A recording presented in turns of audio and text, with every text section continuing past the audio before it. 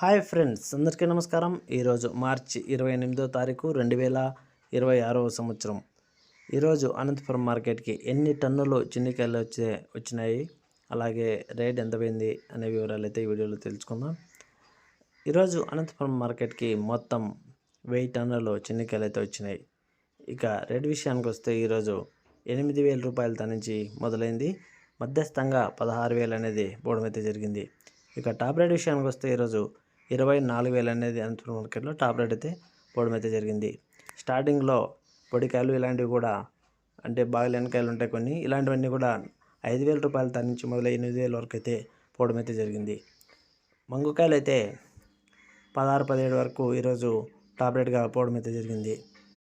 ఇక తోటల దగ్గర విషయానికి వస్తే మనకు తెలిసిన వాళ్ళు 30,000తో కాయలు ఏరేకోకుండా అమ్మినారని తెలియజేశారు. అంటే కేవలం గెజ్జికాయలు మాత్రమే ఏరేస్తారనమాట. అలాగే చీలిపోయినవి ఇలాంటివి ఏమైనా ఉంటే మాత్రమే. ఇక మామూలుగా సూటు ఏరేసుకుంటా అంటే బాలెనకాయ ఏరేసి ఇలా అయితే 33,500తో అయితే వేరే చోట అమ్మినారని వాళ్ళు తెలియజేశారు నాకు.